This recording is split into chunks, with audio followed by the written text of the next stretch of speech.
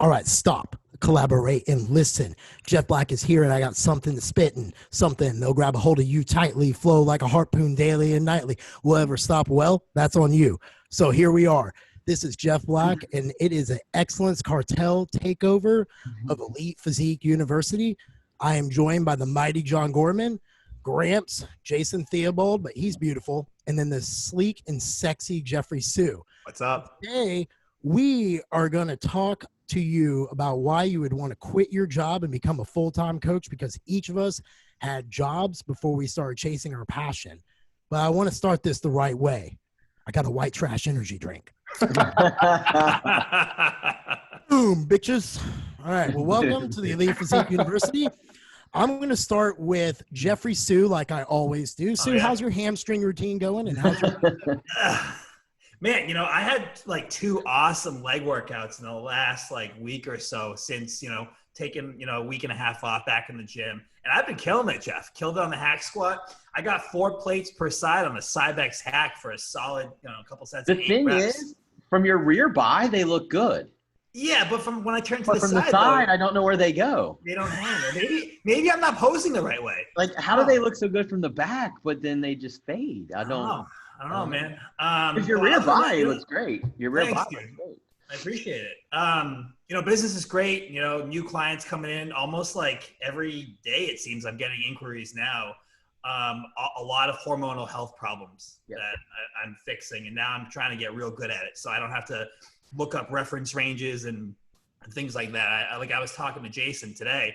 I was like, I just got to know this shit. I got to fucking memorize the DHEA ranges and T4 and T3. Much easier once you have all that. You can just rock through it. Then I can move faster. Yeah. Right. I got a pre-qualification for a mortgage, literally a minute before we start recording, which is freaking awesome. Other than that, life is good. I got a chart that I built completely out with all the ranges. I can send you if you want. Hey, I would appreciate that. I just split screen when I go through the labs. I just split screen on my Mac, and I'm able to just go right down and knock everything out and write my notes while I'm doing it. So it's very helpful. John Gorman, you're not the host today, buddy. It's me. But how's your last 7 days been? Well, here we go. Had to crack one up. I don't know if we can toast through the screen here, but we'll get a little toast going on. There we go. There we go. There we go. Dude, I think my cortisol levels drop 10-fold because I don't have to do shit. I can sit here and do emails while you guys talk and bullshit. I mean, I don't have show notes in front of me. It's awesome, man. But in all seriousness, first of all, Jeff, congratulations on pre-qualification for the house, because thanks. I mean that's a big deal, and that kind of ties into what we're talking about today. Quitting your full-time job to become a coach or just something in the fitness industry full-time, and that's a big moment. I've been doing this since 2008, and I just bought my first house that I'm sitting in right now last year, and it was a big deal. It was a big moment for me. So happy early congratulations on that. I know you're looking at houses and stuff, but that's kind of cool. New for me on my end is the hormone optimizer product that I just got done finishing unpacking is getting ready to go live tonight. So it's something I'm probably more excited about that product than anything else that I've ever built. A ton of them came in today, and it's something I built for my clients. It's a natural test booster. So and I have a history of building those. I did that with NRGX back in the day. It's called Max Test. And it's D-aspartic acid based, but it's not, I built it in a way to where it would not just boost testosterone through things like D-aspartic acid and DIM and ashwagandha and boron, things my clients been taking separately from all these different companies since 2015. I decided to try and put it into an all-in-one product to not only just boost testosterone, but to do things like try and lower cortisol just a little bit. So it's a good, ashwagandha is a pretty badass product. I mean, Jason, you've got it two or three of your products, if I remember right. I'll even use it piecemeal, separate, in high doses. Me too. And with athletes when I need it. Yeah. Yeah. So this started out, it's 7 capsules now. But it started out at 10 because I had so much shit put in there, because I went back to my days of Max Test, and I had Macaroot and all this other stuff in there. And we had to keep whittling it down, but finally got a good product. And we're going to launch it at $39. And it's, you know, I got tired of test boosters in the industry. You know, other companies, one that I was with, everybody knows, you know, adding things like stems to their products so you kind of feel them, and that stuff shouldn't be in test boosters. And it pissed me off. I'm like, fuck it, I'm going to build one that's going to be better. It's only going to be $39. So I'm super excited, and we're about to launch that. Actually, as soon as we get off the podcast here, I'm going to turn it on Shopify, and it's ready to go, man. So that's been my week. That's what I've been mostly excited about. Besides, you know, we just did a podcast on the Excellence Cartel covering keto. So if you guys listening haven't listened to the Excellence Cartel, go back and listen to that. And I got to guest host that show, and now Jeff's here trying to see if he can do a better job than me of hosting this show, which it's already done, brother. All those people trying to troll me, be like, John did a better job hosting. I'm like, well, fuck John. I do more drugs than that guy. So it's not even like, it's not even a comparison, you know? The best part is, like, so some people are going to be watching this video on YouTube. If they go back and watch, as soon as you start rapping, Jason disappears, man. His head goes off the screen. He's like trying to hide, not laugh. So probably the highlight of the show. But yeah, man, you can go ahead and take it from here, man. What's going on? I gotta hear what's going on with Gramps first. You know, he's beautiful little buck out there in the wild. Yeah, he's the beautiful buck in the wild. Man, how's it going out there in the wild right now, Jason? It's going, man. Things are going good. It's just a really busy time. I moved Saturday into my new place, and there's a lot to get together, like to move your house in a pretty quick time. You know, like there's a ton of appointments. I'm over there all the time, meeting the cable guy, meeting the blinds woman, meeting, I mean, it's just a lot, dude. But yeah, it's been good. And then I decided to go ahead and, you know, compete, because that was a good idea, to diet and have to move a house and still tend to clients. Just stay numb, man. Who wants to have feelings in 2020 anyway? Fuck feelings in 2020. So I thought that'd be a good idea. So I'll be in Tampa. I was already gonna be there with clients. That's why I hopped in and just kind of show clients. Like, one of the things that always gets me is when, you know, clients get into a tough situation and they just throw their nutrition out the window. And I kind of want to prove that, like, that's the time you double down. You know, you control what you control, and, you know, getting fat and in a bad situation is worse than just being in a bad situation. You know what I mean? 100%. So then on the new ethics front, we've got 2 new products launching. We've been kind of playing with it online, so I'm not going to say exactly what they are, but I'm pretty excited for them. I'm going to add for sure one of them right into my stack right away. But yeah, so that'll be coming down here in the next week. We'll be disclosing what the 2 products are. And then we've got a couple other cool ones coming down the pipeline, my joint formula. I can't say mine, Vince then helped on it too, so I don't want to say it like that, but I was the big pusher for a joint formula, and it's been amazing. I've been testing it, research and development. It's felt great on my joints. It's kind of set me back 10, 15 years. So that's kind of where I'm at. I don't think there's anything else to report. Hey, I was going to ask you real quick. You know, it looks like you're making changes daily. I did talk you into sending me that ass pic that, you know, I complained about on the Excellence Cartel. It was a nice ass, wasn't it? Hey, I mean, you know, you asked, and I said probably a couple pounds away, 3 max, like hammies are popping, glute striations from the side and the back double by. I mean, you're pretty much right there, man. You're going to be good to go. When are you thinking about filling out? Or you think you're going to do like a I'm gonna probably just do, like, honestly, a real slow one. I'm not even going to like try to carb up hard. I'm just going to add ramp it up 30 or 40 a day. And if I up my fats, I'll fill out, and I won't need a ton of carbs. And that's probably going to be my approach. Something like that. Look at it this way. I didn't even know I was going to compete, so I booked my flight on Thursday, and I get my boys on Wednesday anyway, so I can't even leave Wednesday. But on Thursday, that should be the day I'm loading. I got to fly through the airports and then get to Tampa and get weighed in, and then I compete Friday morning. So, you know, it would have been better to be there Wednesday and be chilling Thursday, but I'm just going to crush Cordy's all day. I'm going to just have it like in an IV. And just try to stay still. Take a whole bottle. Do you mean me to like mail you, but not really mail you, in quotations, some good kush to take you through this? I'll take anything I can get. All right. So if you guys are listening, Jason will take anything he could get. So you guys take that for what it's worth.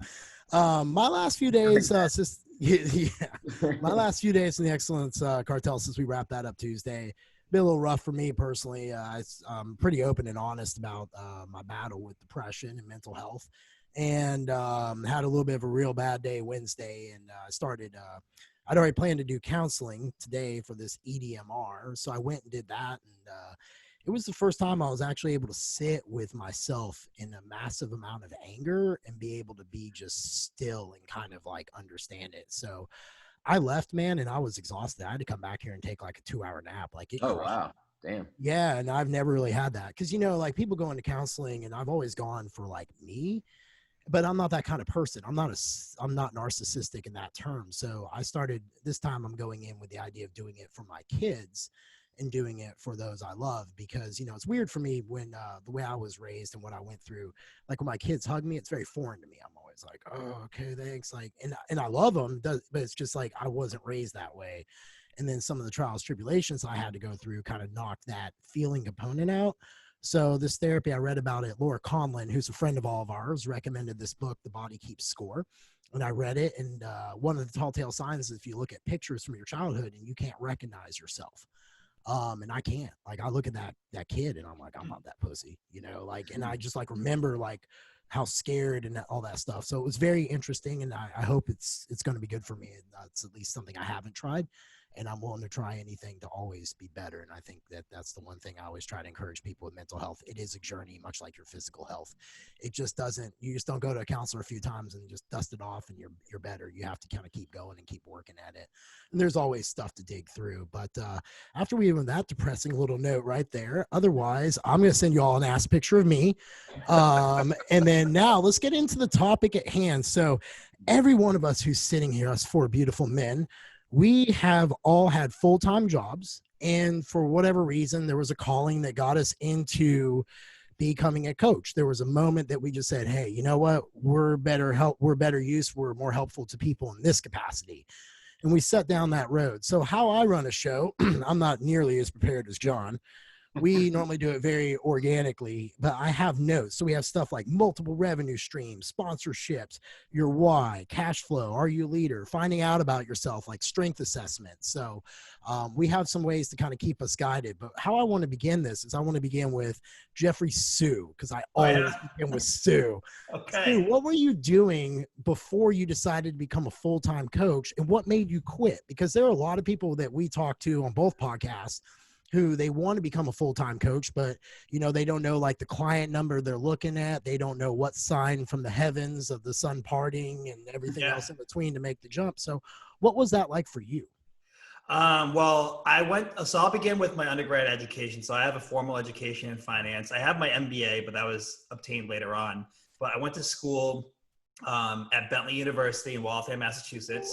I majored in finance. And when I was in college, I wanted to go into investment banking. I saw, American Psycho. I watched Wall Street, and I wanted to be like Gordon Gekko. I really wanted that lifestyle. And then I realized that, very, very few people made it into that inner circle out there in New York City. And I had friends who did it, who hated it. I ended up taking a career path in corporate finance, which was much less stressful, still stressful, but not as bad as getting into the investment side of finance. And I hated every job that I worked at. I worked in retail. I worked in healthcare. I worked for several very large companies, and I hated every job. And I butt heads with every boss that I had. I hated all my coworkers. No. I was just miserable. I was just miserable, and I hated my work. The hours were crazy. I was just really unhappy. And I was like, is this going to be the rest of my life? Because I can't fucking take it anymore past 4 or 5 years out of school. I was like, what am I going to do with myself? And I just loved fitness and bodybuilding. I couldn't wait to get off work to get into the gym because I felt like myself. And I was like, something's got to change. And so I just started helping some people on the side, and it kind of grew from there. So I'll leave it at that for now. Jason.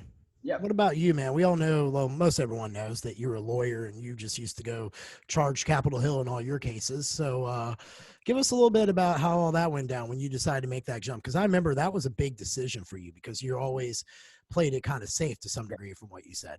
Yeah. So Yeah, my formal education is in economics. I have a bachelor's in that, but I also have a bachelor's in sociology. And then I went to law school, so I have a JD as well. And I practiced as an in-house counsel, general counsel, whatever you want to call it, for a $50 million group of companies. They're all family owned and operated by brothers, ranging from a brewery that I helped file the work for to direct mail offerings. They owned a ton of stuff, even a company that competed with Perimeter Tech and the dog fence. It was just an all around, and it was a cool job. And, you know, I was the direct liaison or the direct right-hand man to the CEO, you know, for many years. And that was fun.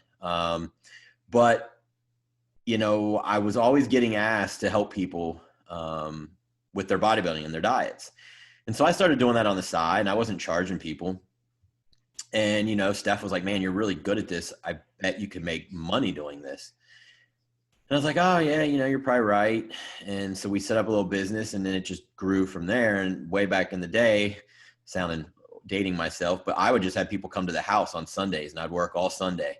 So I was still a lawyer, but I'd have appointments starting at 8 a.m. with nutrition clients all the way till 6 p.m.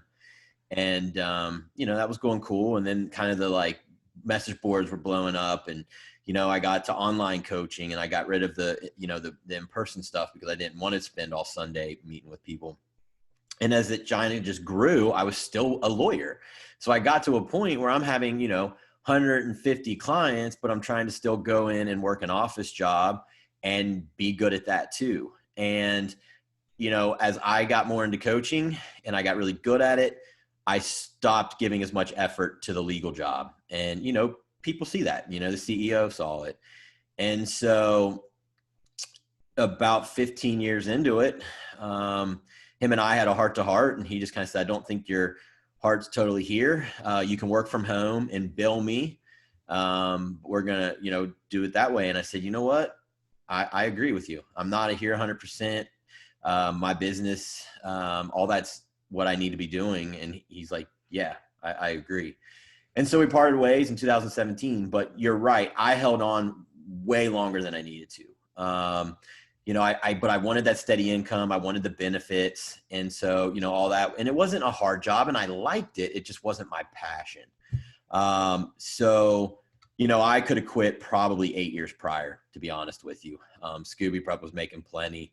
But I just, I held on long I needed to, and my stress was high. I wasn't as happy of a person as I am now. So quitting for me was amazing. And I was able to, within like a year, triple my revenue, my you know, total revenue per year. It tripled within a year by doubling down on what I do best. And so I was fortunate to have a 6-figure job while I was building this, and I probably held on to it too long. But that's kind of where my story, and I'll stop there for now. John Gorman. Yeah, What's man. began for you, Big Daddy? You know, mine was different. You know, mine was interesting. I was working at the park board. Is ours boring? Do what? No, like mine's like, mine's different. Mine's real interesting. Like, I don't know about those dudes. No, like mine, I guess thinking back, like I have like this really weird route through what I wanted to do.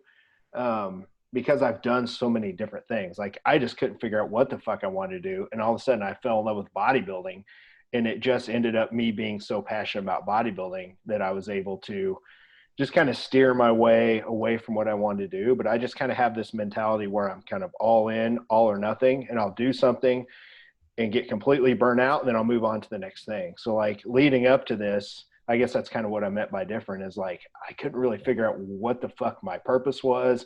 I couldn't stick with anything. So like, I mean, I had fished professionally. I dropped out of school and played fucking pool all over the place and played on some, you know, semi-pro tournaments. Like I always did all this weird shit. And I was working at the park board because I thought I was supposed to go to college. I was supposed to get a degree, and I'm making like $11.67 an hour. I remember that. And I'm like, man, I fucking hate this. I'm running after school programs, watching people's kids and they're fucking brats. And like, I'm just, we played dodgeball and that was fun because I get to fucking throw balls at them and shit. But you know what I mean? It was like, what am I supposed to do? And then I kind of fell in love with bodybuilding and went to my first show in 2007. So the next thing I know is, I'm kind of changing my physique, and a position comes open for an Anytime Fitness in Nixon, Missouri. And, I think things kind of work their way out when you're a passionate person trying to pursue something. I think you make those opportunities. And destiny kind of mixes with that somewhere in the middle. And, I started becoming a trainer part-time and at Anytime Fitness, just helping people because I was getting results in Body for Life. And the owner, his name is Monty Pearce, the most important guy I've ever met in my life, hands down. He's my mentor to this day. He's the one I bought my gyms from eventually. And, he said, hey, I'm going to open another gym in Republic, Missouri. And I said, hey, I'd like to manage that. So I quit my job and I started managing a gym and I started training people. So, I already kind of had my foot in the door training people, but that's what led me to really think, all right, this is what I'm passionate about, is writing diets, workouts, and helping people. And I was doing a lot of one-on-one training in the day. So that's kind of my story with that. And I know you're gonna get into a lot of different topics on how we transitioned out and stuff like that. So I don't want to go too much into that. But I did that from 2007 until 2010. Jason and I became pretty good friends back then through the message boards and stuff like that. And I said on one of our podcasts not long ago, he's always kind of been like a year ahead of me on most things. And he started coaching, and we both kind of had the same coach for a while, Mark Roseman. He tipped stuff from the boards. And then I saw him transition and start coaching people. And I was kind of working with people in the gym, but I thought, fuck, I'd like to do what Jason's doing. That's kind of cool. And so he was always kind of one year ahead of me. So I really watched, Jason, what you did for a while. And then, of course, you were my coach. So I learned about how to work with people online and how the email system works. So anyway, that's kind of my story, and I'll stop there for now. All right, John, this is a safe space. So dead honest question. How many kids did you call the shot on and beam the shit out of just because you wanted to? So there's a couple times I had my arm in a sling because I threw the balls way too fucking hard. and I had those schools that were like, I didn't have the Title I schools, which are like, and I've got like a big heart for kids like that struggle and don't have money. And like, right. I didn't have those schools, thank God, because that shit breaks my heart. But I had the schools where kids were complaining because they didn't have their fucking PSP with them in class and shit like that. And I'm like, I grew up in a trailer. I'm like, these kids are fucking getting it. So yeah, we had some fun. We had some fun dodgeball. Wall ball was one where they line up against the wall and I get the ball. And I'm like, the last person wins, right? So I just get to sit there and throw balls at them. Of course, nobody got hurt, but it was fun. We'll just put it that way. Yeah, I bet. So for me, it began 2005. I was working for the Department of Homeland Security. I've been doing that for about 3 years as a federal agent. Spent the first 2 years traveling. Landed here in Nashville, which is far from my hometown. I couldn't handle any more hours with Homeland Security doing what I was doing because it was a cesspool. It was the best leadership example I ever got on how not to be a leader, was working for the government. So I picked up the side job, training people. This guy harassed me to keep doing it because he saw my workout partners continually get into shape from just training with me. First lady I ever trained, she wanted to look sexy for her 10-year anniversary and wear this piece of lingerie. I helped her do that. She came picking me up, swinging me around. I'm not a little guy, and I just made me feel good. So I knew that that's what I wanted to do. So it wasn't long for me. I just slowly started building up nighttime clients, I think, like everyone else did. And then kind of like there was a point where it's like, well, I'll figure it out. And you just kind of jump. So with that being said, how I want to unpack this is I want to go with the why. So I think that's the most important thing. So if you're a coach and you're listening to this and you're going, man, I don't know if I'm there. I don't really know much about business. I can tell you I have a 4-year business management degree. I've not used it really at all in my business. It has been worthless paper hanging on my wall because what you get when you roll your sleeves up in the trenches, dealing with people and building your network is way different than what they taught me in business school. So, John, I'm going to kick it right back to you. What was your why, man? And how important, so we're talking to new people who might want to be doing this, like coaches up and coming who want to know how to do it. What was your why? How did you find it? And what would you advise them to do to find their why? Yeah. So I get this question a lot because I do a lot of consults whenever I drive, like 1 hour phone calls with people that want to do what we all do. Right. Mm-hmm. So my why was different when I was younger because my why was, I almost feel like it was selfish, but I think that's okay. Like when you're trying to really become good at something, great at something, I think you have to be a little selfish. So my why was very selfishly based around myself. Like I was so obsessed with bodybuilding in the very beginning. My why was to become, in which I turned out to be the worst bodybuilder ever of all time, was to become a very, very good bodybuilder, right? And it was based around the fact that you get attention, and it was, when you're late 20s, early 30s, that's kind of what I needed anyway. So my why in the beginning was based around that. But once I started to help people, that completely changed. And I tell people all the time, there are athletes out there, and then there are coaches. And people always ask me, Gorman, why haven't you been on stage? Like it's been exactly 10 years since I've been on stage. And I always tell people like that's not my fucking why anymore. That used to be my why, was bodybuilding, but now it's not. My why is to become, a great coach and be remembered for that. I tell people all the time, you don't remember Phil Jackson's fucking basketball career. He played in the NBA. You don't remember what he fucking did on the basketball court. You remember him as a coach. And I try and think of myself in that way. Definitely not trying to compare myself to Phil Jackson by any means. I'm just saying people remember coaches for what they do with their athletes and with people, and they don't really remember what they did on the field or in their profession, so to speak. So my why is kind of switched over to that. And then when people ask me about that, I always tell them, I'm like, and this sounds generic and cliche, but it's true. What do you think about when you wake up, and what do you think about when you go to bed, and what are you obsessed about all fucking day? Like, I don't care what the topic is. It's fucking niche. We're a bunch of bodybuilding coaches, for fuck's sake. Like, our people get up on stage in a banana hammock and put fake tan on. That's a tiny, tiny, tiny part of the fitness industry. And we're all making fucking 6 figures plus doing this shit. I mean, there's a lot of people we know making way more than that. And, some of you guys are too. My point is, like, it doesn't get more niche than that. So I don't care what people think. If they think, it's not big enough, that's bullshit. Like, it can be super niche and you can make a lot of money. You just have to be super passionate about it. So that's how I tell people how to kind of narrow their why down. They're probably already thinking about it all day anyway.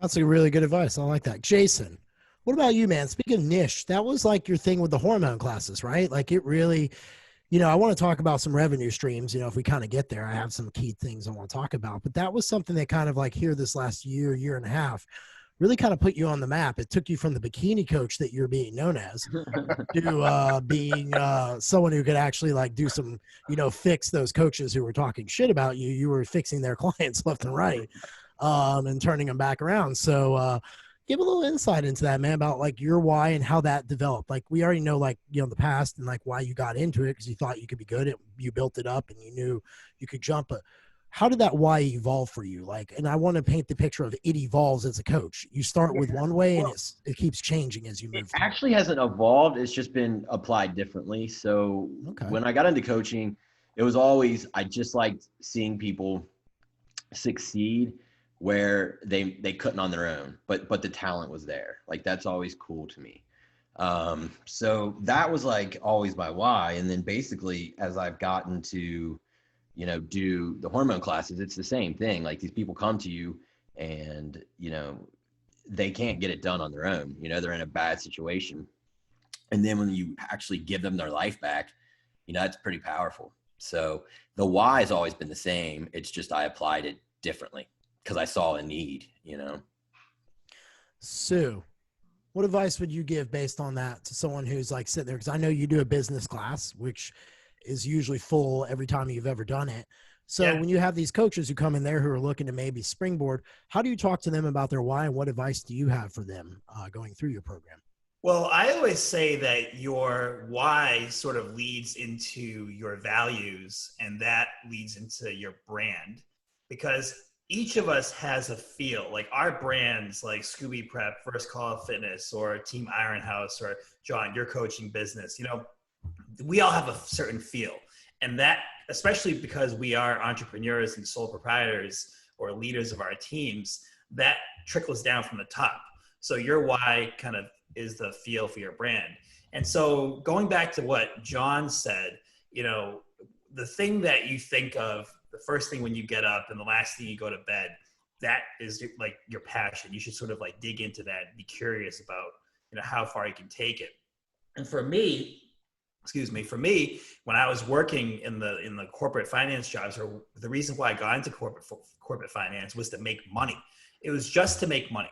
And the people around me were all making money. They all talked about buying nice cars. They wanted to buy a Rolex one day, or they wanted the corner office one day so they could buy this, this, and this. It was all just like conspicuous consumption, right? For no reason. And what benefit are you really providing to other people by working for a large corporation, just pushing numbers around on an Excel sheet, going to budget meetings and Wall Street calls, right? So I wanted to do something that directly impacted another human being, so I could feel like I made a positive difference, because I was feeling lost. I was just another cog in the wheel, and I didn't want to be like that. I wanted to be different. And so that's what got me into wanting to help other people. And my love for bodybuilding nutrition, which was dated all the way back to when I was 15, 16 years old, that became the vehicle in which I would help other people. And that's how I decided that I wanted to get into coaching, get really good at it. I want to keep you because that glow light looks real fucking good on you. Hey, you know? Would you dare say that there's a leadership evolution that has to take place when you're a part-time coach going to full-time coach? And what was your evolution in leadership to make that switch for yourself? I think the leadership evolution begins with your ego. I think everyone starts a little more egocentric because they want to build something. They want to make a difference. And while you can spin it in an altruistic way, it's still about you, because you think you're like going to be Superman, save the world, right? You're going to be the one that changes everything. So in that sense, I find the leadership to be very egocentric in the beginning, but then you evolve into a more like team focused or client focused leadership style, where you're putting the needs and values and pain points of other people before yours, so that the leadership doesn't begin with you. It almost begins with what you see, and that sort of reflects back on you, and then you make your decisions off of that, if that makes sense. How important would you say leadership is in going from part-time to full-time in terms of your brand? Oh, geez. I mean, I think leadership of yourself and having like emotional intelligence, and being able to self-regulate and control what you put out and control what you choose not to put out is very important in terms of building your brand, and getting others to see clearly the value that you provide and not putting out any noise that could distract from that. And that's very important when you first start building a brand, is because you want to get that value out and you want that to shine above like any other noise that could surround that, so people can grasp it and then begin engaging with you. And that's how you get clients and customers. It's through engagement. So I think that's very important to be focused on.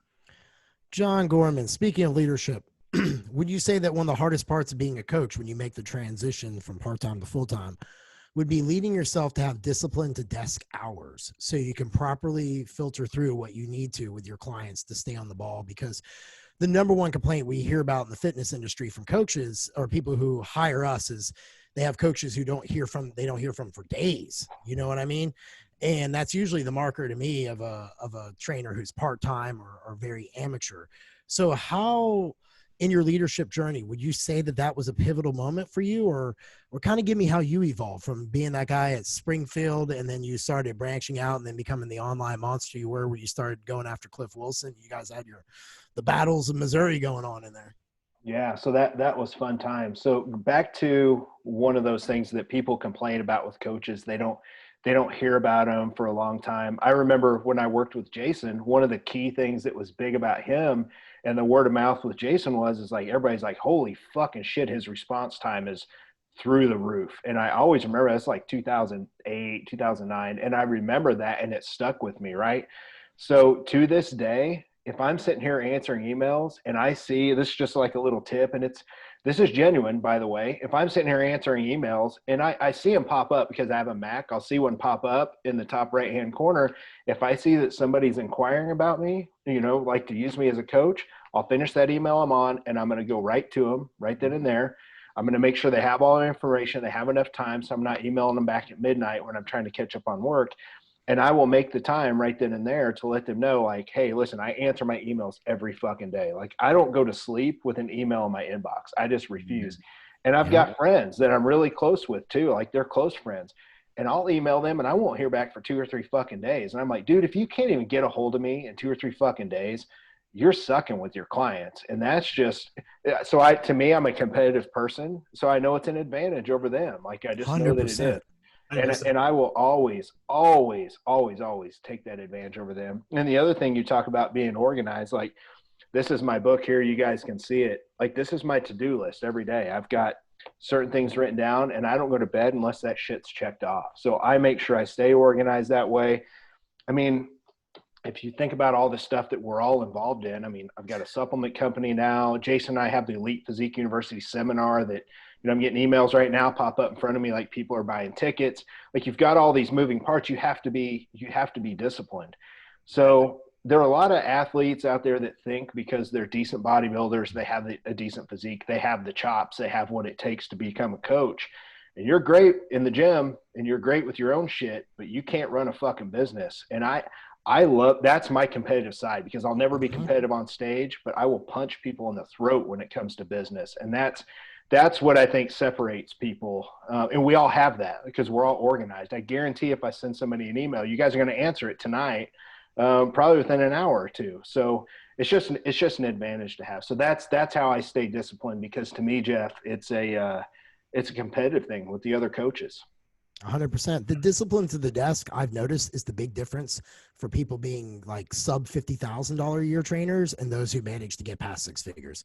Yeah. I watch that with my gym, with my coaches, and I can point it out to you right away. If I shoot them a text and I don't hear back from them for like 11, 12 hours, I'm like, oh, that means I could get it. You know what I mean? Like winner, chicken dinner. Yep. Jason, I want to touch with you for a minute. Like, we're going to touch hands through Zoom-ish because I feel like I want to. Yeah. You look, so me and you, we're John Maxwell fans. We talk about leadership often. So there are the 5 levels. Level 1 is position. Level 2 is permission. Level 3 is production. Level 4 is people development. And level 5 is personhood. So when you began coaching, you know, everyone's position 1, like level 1, you know, you're going through position, and you went through really fast. Now, where you're at, with how many coaches that have spawned out from underneath you, how would you say that journey has been in terms of the amount of work you had to do on yourself with your own leadership to be able to climb through those, climb the ladder and get through those hoops to be able to keep doing what you're doing and refine that process? Well, you know, for me personally, my leadership style is more kind of lead by example. Like, I've always been that way. You know, a lot of times in my sports teams, I was the one who would get picked to be a team captain. And I wasn't really that team captain that was going to yell at people, jump up and down. I just, you know, try to play hard and do everything to the best of your abilities. And that's kind of how I lead now. And it's always kind of filtered through for me. So I don't want to say that I haven't had to change, but at the same time, I don't know if I've reflected on leadership as much as other people. I just lead by example. That's all I know how to do. And by doing that, over time, it's got me to where I'm at. Like, I don't know that there's anything deeper than the way I lead than to do it by example. And that's the most powerful way. And I think most people, they get caught up that leadership's a sexy topic. And I'm like, dude, 9 out of 10 of it is just showing up and being who you are daily, 100%. And having your principles and having your values. You know, your principles, your compass, and the values is kind of like, you know, the way the seas are going and what you're trying to accomplish. If you're a coach or you're just a regular listener and you're interested in learning more about leadership, there's a great book. It's one of my pillar books that I recommend to all coaches. It's called Developing the Leader Within You by John Maxwell. That is what will help you go from a trainer, which is positional leadership, to a coach, which is permission leadership. Now I want to turn it to punch you in your throat, John Gorman business. Let's get on finances for a minute, man. So what point do you think I want to talk about like savings, Was there like a dollar amount that you had to have saved up before you made the jump? Where were you at as far as comfort of finances, or were you just kind of like me and like, fuck it, I got like a month saved up, I'm just gonna go ahead and do it, like nothing else? Because we all have our own little ways about finances, all four of us. So I wanted to kind of get everyone's little take on that. And any advice you had for a coach, would it be like, hey, you need to figure out you need to have this many clients at this dollar amount before you jump, this amount in your savings, you know, maximizing your revenue streams? What are your revenue streams going to be? Sponsorships, gyms, etc. Yeah, no, this is a great question. And whenever I help, like I said, I do a lot of this to help people kind of make that transition, that have 4 or 5 clients and they want to do what we all do. And I answer it differently from them based on what I do, because, you know, we're all built a little bit differently. So I'll just tell you guys what I do. And it's kind of the same thing I did with a supplement company and speaking, like, you know, all that shit, the Physique Summit. I just fucking do it. And I just know that it's going to work. I can see it happening, if that makes sense. And that's not arrogance or anything like that. I'm just an all-in type person. So whenever I had my clients, I knew. So it was 2010, you know, I had some money saved up. I had enough, but people were coming on board. I went from like 4 clients to like 20 in like 2 months. And I started to see the money that I was making, and I had people they just wanted to keep coming and keep coming. And it was just one of those things, I could just see it organically. And maybe that was from watching guys like Jason and Lane, and like everybody else was starting to kind of get a large clientele built up. And I felt like I was pretty good at it, you know, and I knew I still had a lot to learn, and I was humble. So I just jumped in. I said, fuck it. Now, I was making $35,000 a year running the gym, which, like I said, it's not like where Sue lives, where you're going to starve if you make that much money.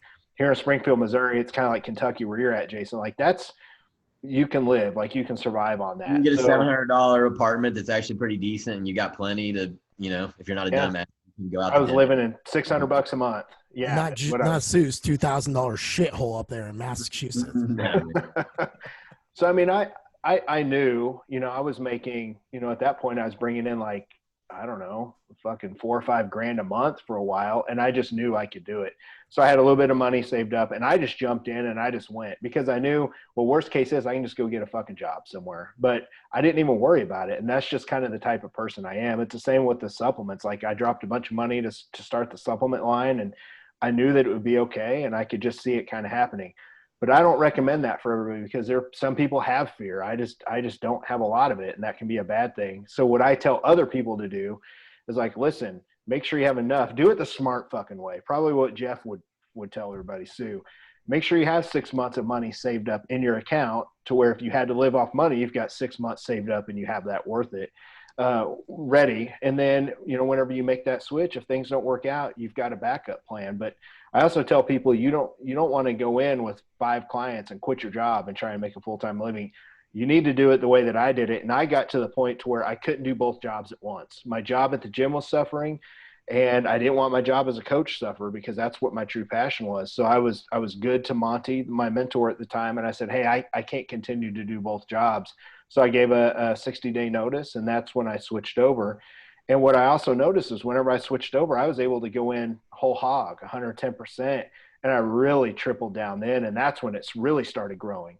So if people think about it that way, once you can get out of the 9 to 5, you can really just push hard. I mean, shit, Jason, you were a lawyer for so long, and you held both for a long time. But I mean, even you, like, look how much your shit just exploded, because you were able to drill down just clients. Yep. 100%.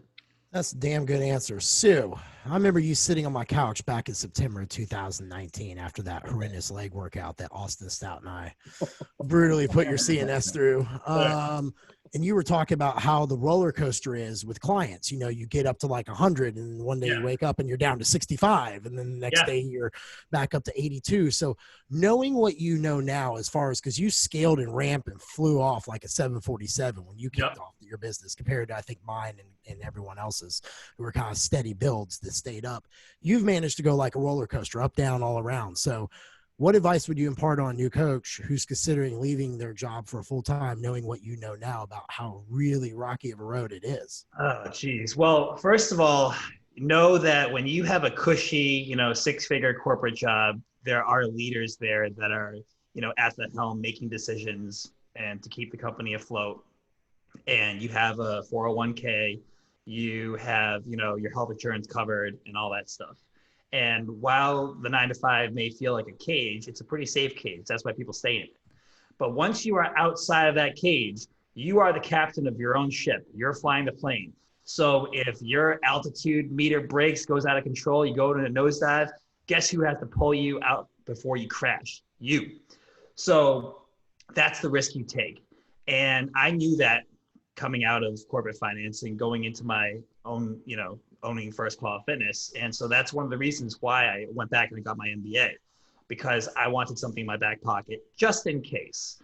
But I basically made the switch, and I just went from my job. I quit my job. I actually moved back home with my parents when I was attending. Didn't you bag groceries or something too? Yeah, I did. I bagged groceries. That's humbling. And I remember, this is something that I want you guys to listen to. I remember one night when I was bagging groceries and working in the hot food section of a grocery store, putting the rotisserie chickens on their spits. And this is already after a degree from Bentley. Yeah. Right. So, I'm just painting the picture. Yep. And so I humbled myself, and because I wasn't making any money, I had some money saved up, but I was living at home, I was going to school and all that stuff. And so, I had a former classmate of mine from high school.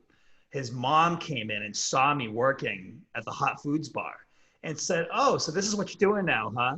And then she proceeded to tell me about how her son went to this grad school and is now a teacher and all this stuff, and how her children are doing so well. And she said, "Oh, it's nice to see you." I was like fuming inside and also like in tears at the same time. I was like, fuck, I really don't want to be here right now. And then I was just like, wait until you see me like 2-3 years from now. I'll make you fucking eat your words. And I remembered that, and that fueled me. But, going back to the question about ups and downs, I just went for it. And I was just like, listen, I'm either going to succeed or I'm going to be fucking 35 years old and still living with my parents and be a fucking loser. And luckily I succeeded, but I worked my ass off and I created my own luck. But we can talk about that more later on. I think it's important to point out that the four of us are like the four horsemen. We all have an axe to grind. Like, I bet there's a point that each of us could kind of look and be like, someone said something to us, and we're like, fuck you, I'm running the score up on you, and you're just going to watch, you know what I mean? Like, it's just kind of like there's that mentality there. Jason, you've played it safe compared to everyone, us three. Knowing what you know now, what advice would you give to a new coach on their finances jumping out of the gate?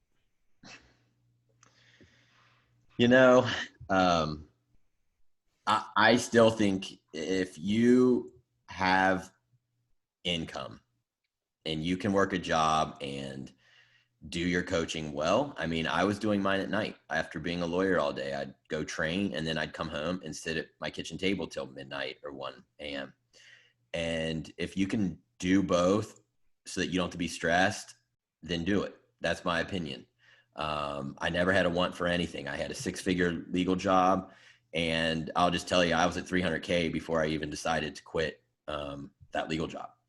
And, that's me though. I sent an email to John Meadows and said, man, John, I know you got out of banking. You were making 6 figures. How much were you making?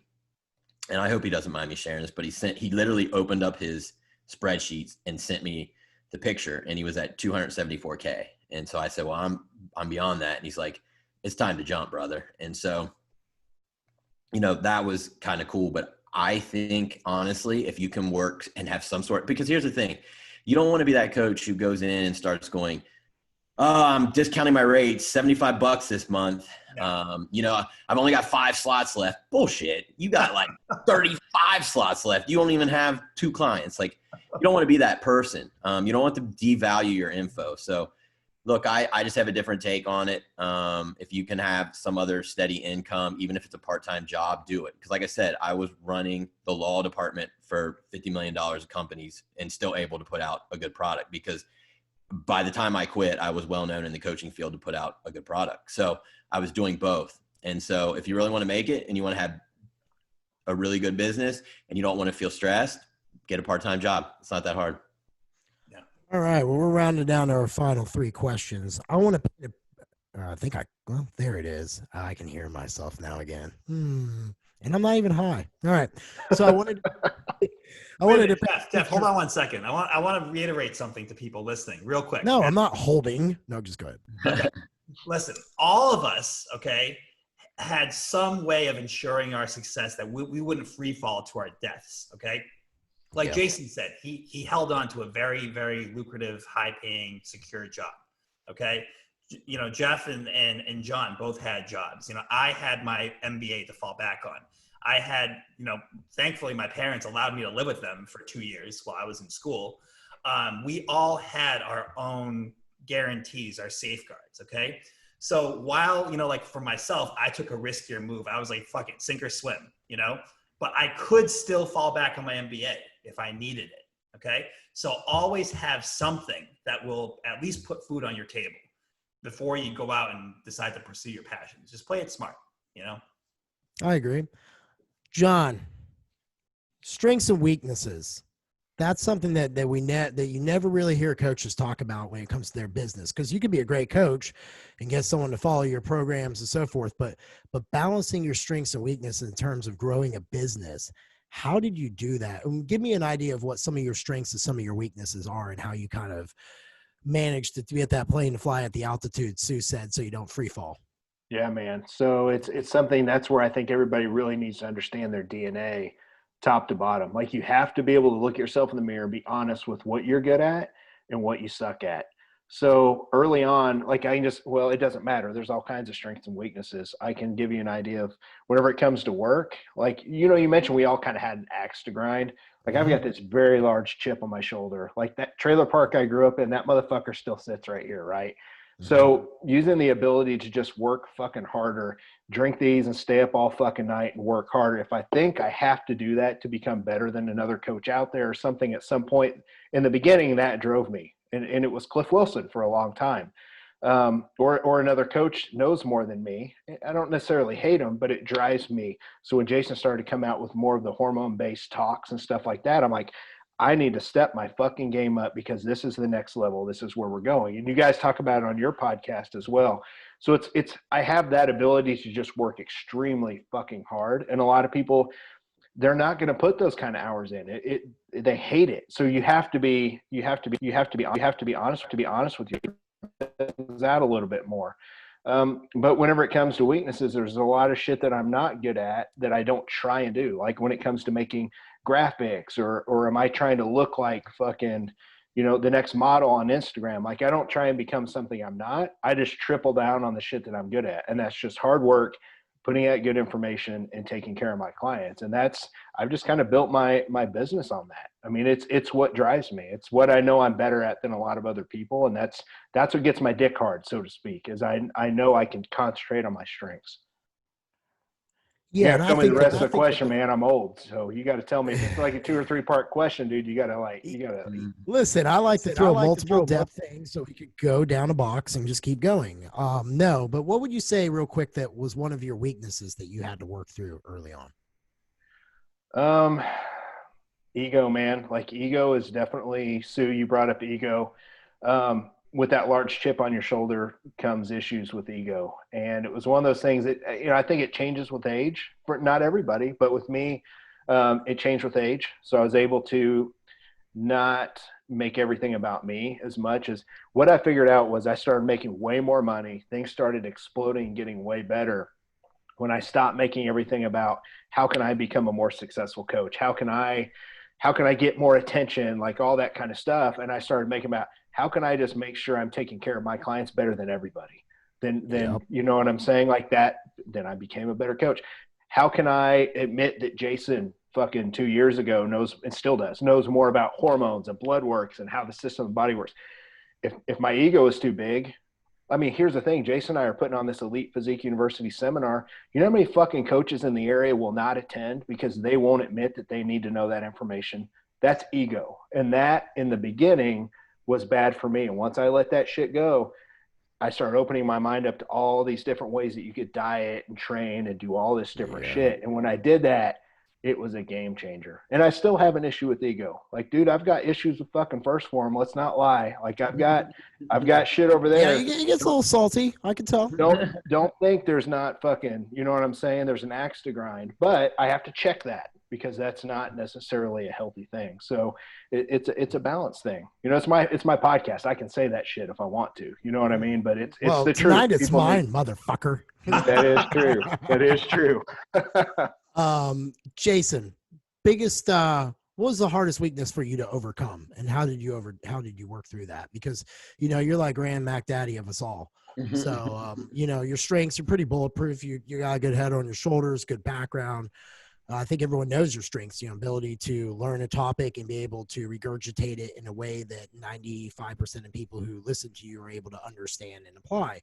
But what were some of your weaknesses that you've had to work through to grow the 7-figure machine that you have and all the businesses that you have? Right. Well, I know one of my biggest weaknesses, and I still work on it, but it's just kind of who I am, like, is my bluntness with clients. Jeff's smiling. I've been there before. I remember you shit at 6 weeks out. I remember I was still mad about it. And so I always am I'm trying to be better about it, but I get a lot of people say, look, that's what I need. I appreciate that. Like, it stings at first, but that's what I need. But at the same time, like, as a coach, I have to be able to adapt my style. And I've worked on it and I have improved to, those people who come to me that don't appreciate bluntness. I played a lot of sports growing up, and most of my coaches were just to the point, man. That's just the kind of people I played for. And, it kind of carries over into my coaching, and it is something I'm still working on to this day. And then another weakness of mine is I'll work myself too thin.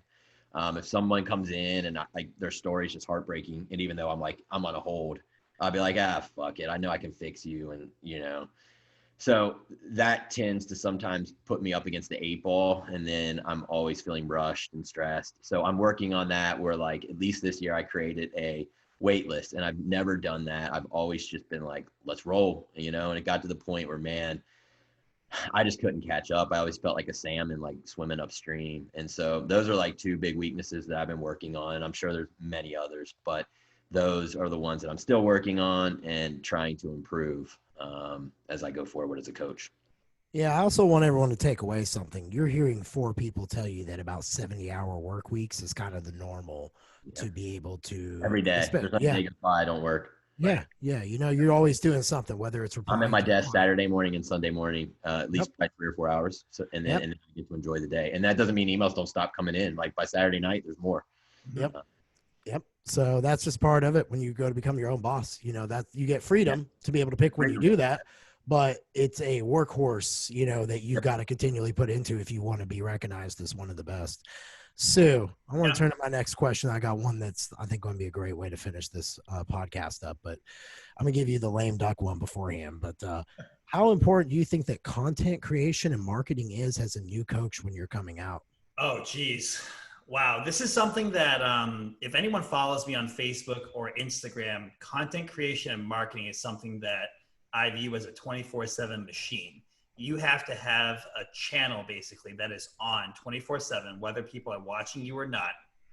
And you want to get it to a point where people know that if they choose to watch you, the content is there. So you can build trust and familiarity, and then you can start getting conversations going and engaging with potential customers. But when you are a new coach, I see a lot of new coaches do this, okay? They just did a show, okay? And they may have done really well, or they've done several shows. But they post a picture of themselves in their trunks or their bikini and says, now taking on nutrition clients, offering customized diets, customized this and that. I mean, like, what isn't customized if you're a good coach, right? And it's like, email me at something.yahoo.com. New clients, only accepting 5 clients. You got to be serious. I see that shit all the time on Facebook, and I just laugh. I hate that fucking shit. Because stop putting serious inquiries only. It's stupid. Yeah. Here's the thing, because I don't know you. Okay, great. You're shredded. You got shredded for a show, but does, so-and-so with type 2 diabetes that needs to lose 30 pounds, does he really care that you have shredded glutes? No. So when you're a new coach, you have to focus on what knowledge and value you can provide to your potential customers. And to know your potential customers is to know yourself first, your values and your brand and what you want to offer to the industry and how you want to differentiate amongst other players within the industry already. And then you target your customers, put out knowledge, and you need to empathize with your customers first. So put yourself in the shoes of, 45-year-old, like, Karen, who has 3 kids, who devoted her entire life to a corporate job, is perimenopausal, wants to lose 50 pounds, and she struggled all her life to do it, and she just can't find someone to help her. Get into her mindset and make a post or make an Instagram video or something that speaks to something that she can identify with. And then she can be like, wow, this person knows me. This person knows how I feel. This person is offering information I can use on my own. And you keep doing that over time. These people will start liking your posts, commenting. You get a dialogue going. They may even DM you. Then you get a conversation going. Then you get engagement. That's how you get a client. Yep. He's very important. Yep. Right. And then John or Jason, you guys want to chime in on that? I do, actually, real quick, if you don't mind. Yeah, go for it. No. Before I fucking forget, because I'm old and I'll probably lose it. So one thing that I do want to comment on, and this is something I help a lot of young new coaches with, is, yeah, everything Jeff just said is to the point. But here's the mistake I see some people make. Most young people are here, they're on Instagram or Facebook, and they're trying to put so much time and effort into putting out so much content to scale their business and to get new clients, that they forget the number one fucking way to grow your business and scale clients is your customer service and getting your clients results. So they give you word of mouth referrals. It beats everything, hands down. Baby. Yep. It's it. Like, I've got, 4 new clients this week, I think, and they all came from the same girl that referred them, that just got done doing a show with me. And I mean, that's 4 clients in a week that one girl did because I took such good care of her and went above and beyond. But that, when you do that with every client, that's how you scale your business. We could throw Instagram and Facebook in the trash right now, and all 4 of us right now could just go train people, no social, and they would spread word of mouth. We'd all make a full-time living with people and stay full. Yep. And if people have that mentality, they'll scale their business. But a lot of young people, all they understand is the social media era, because this is what they're growing up with. And they don't understand word of mouth trumps that shit like 10 times over. Like, it's way more important.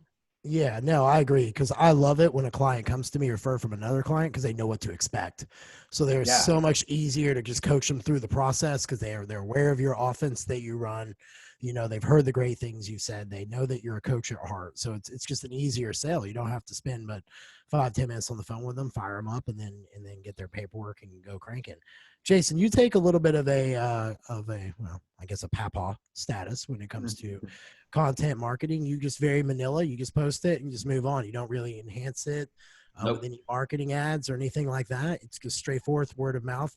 Would you say that is the one thing that coaches need to focus on, is growing that word of mouth if they're going to do it through IG and Facebook like you did, making sure rather than just putting out content every day, putting out good content every day, like Sue said, that resonates? Yeah, 100%. Yeah, I'm not the kind of person that, I don't have scheduling.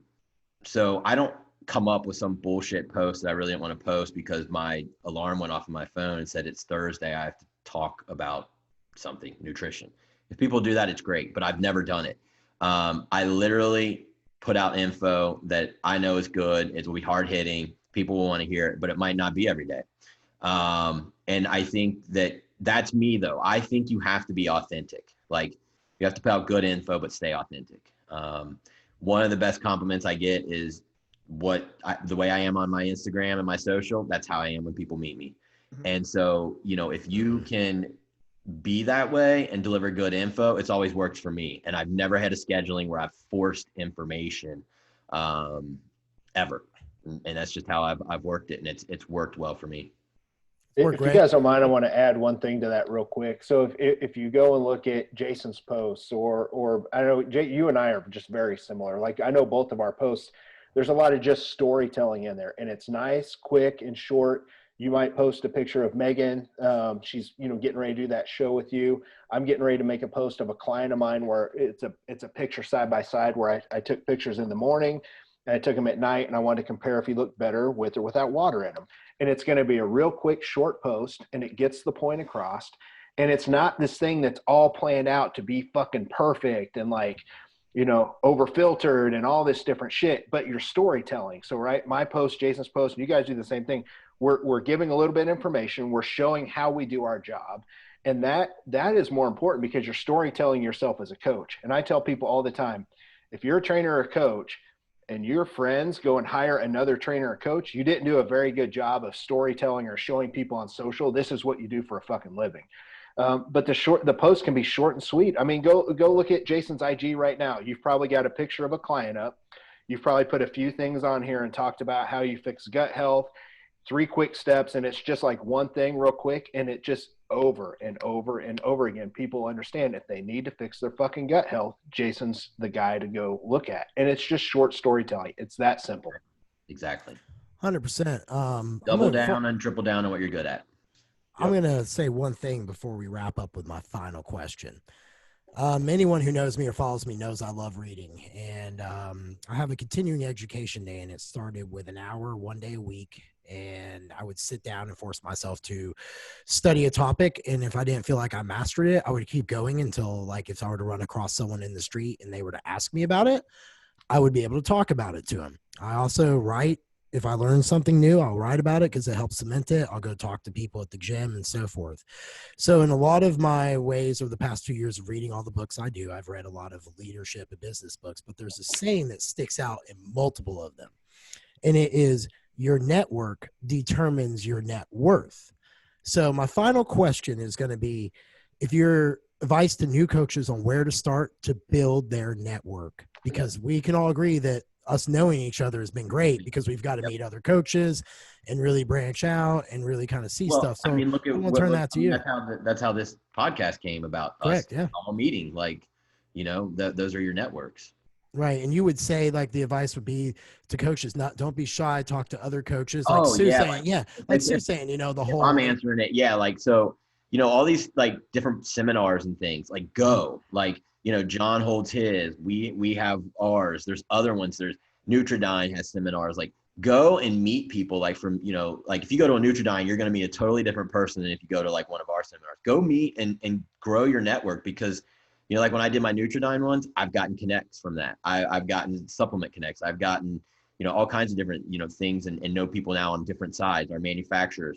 Go to, you know, the PEC, the Physique Summit. You're going to meet people that are like-minded like you. And like, maybe one day you guys start a podcast. Maybe one day you guys start a supplement company.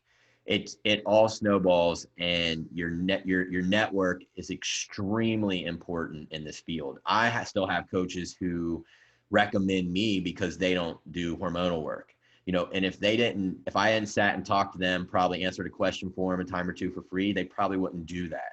So expand your network, always be willing to help other people that are coaches, even though they're competitors. I've always helped anyone who's asked me anything who's a coach. Like, all you guys sitting there got into it later than me, and I've always helped. And I think that the more good you put out, the more good you get back. So 100%. Sue, parting advice to new coaches wanting to expand their network. I would agree with Jason. I just want to add one thing. So yes, help people.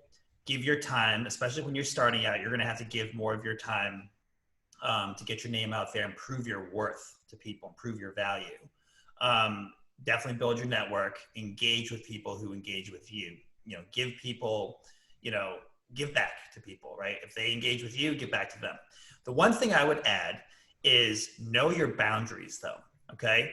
Don't allow people to take too much from you and devalue you. Okay, so if someone is constantly, you know, one person or two people, whatever, right, are constantly asking you for this, and the requests get increasingly more in depth, don't be afraid to say no and say, hey, listen, I'd love to help you, but let's set up an official consult or something, you know, and that way you can get something back for your value. So just have a boundary. Everyone's boundary is going to be different, but know your worth. Okay.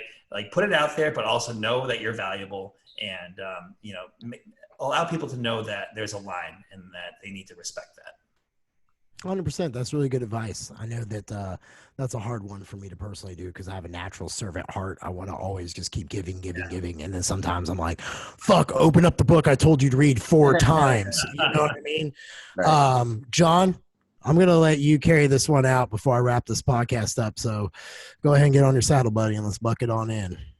You know, Jason brought up a good point about seminars and conferences and stuff like that. And I want to reiterate that, but I want to tell people, I want to give you an example of just how impactful going to those can be. Because here's the thing.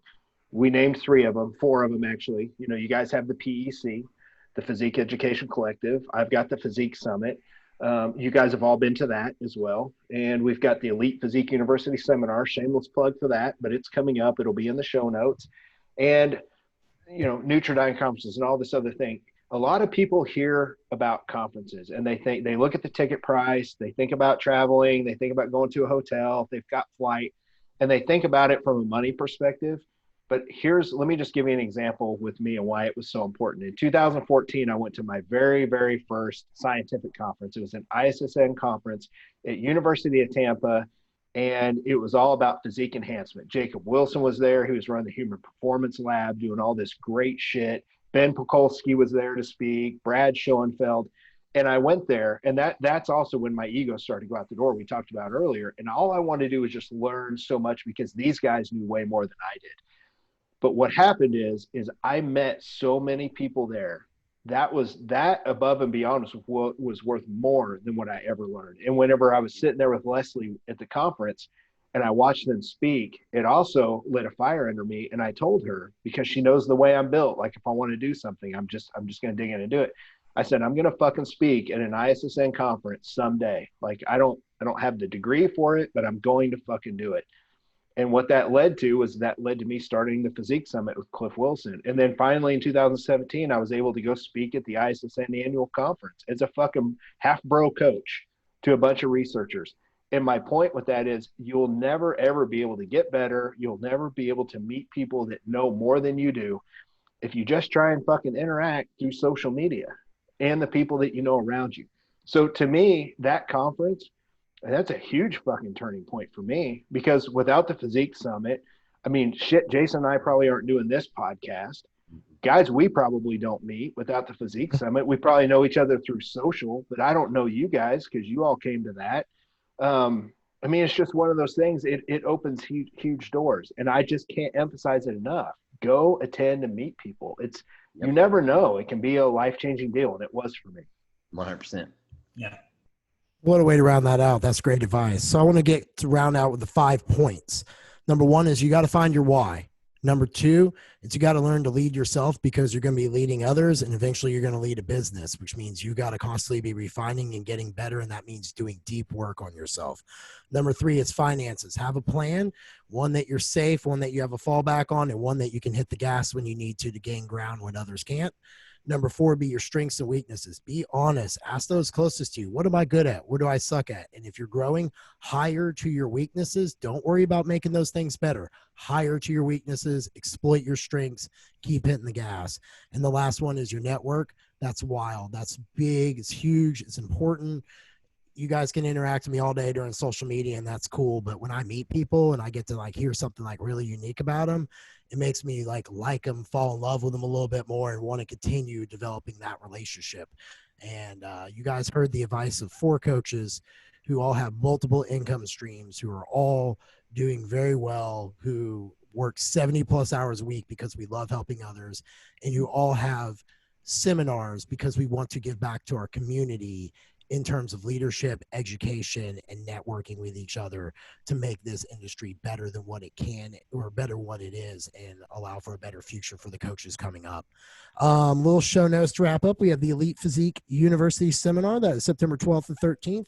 6 lectures, 2 Q&As, and 1 Jeff Black on LSD because I will be there. Yes. I look forward to seeing you guys Hell there. yeah.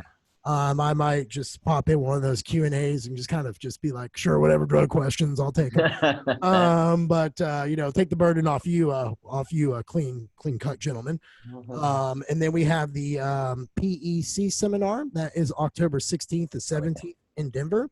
We have received 3 PowerPoints from coaches. So we're inviting 3 coaches to join us to speak Friday night. If you can make it out to Denver, you guys get a chance to speak. This is our giving back. We want coaches to showcase their brand, stop feeling that imposter syndrome, get to This your is a computer. huge opportunity. Yeah, it's huge. It's what we're talking about. The network. I mean, you're gonna be able to video this and you're speaking, and it's gonna be on your Instagram. Yep, you're gonna be able to do a bunch of stuff. It pushes you up in terms of authority, 100%. Yep, exactly. So the 4 of us, are collectively giving people many different routes to be able to exploit growing your business and really become a coaching brand that you can be proud of and a force that's, to be reckoned with, in all honesty, in business. But otherwise, gentlemen, I really appreciate it tonight. John, I smoked your ass when it came to hosting the show. I just want to I got a now whole John's going to be pissed, and now he's going to have to take over again. Look at my notes. Look at my notes. So good God, it was great, though. I really appreciate the opportunity to be here. I know Jeffrey Sue, me, and Jeff were really looking forward to doing this, because it's great that we can collaborate and show the other coaches that collaboration is how you really go far in this industry, not sitting on your own island going, fuck that guy. But rather working together in the trenches. And this one was fun, and I hope everyone took something away from it, and be sure to share it if you guys liked it, and let's get some parties started. Have yourself a great night. Thanks for tuning in to Thank you. Physique University.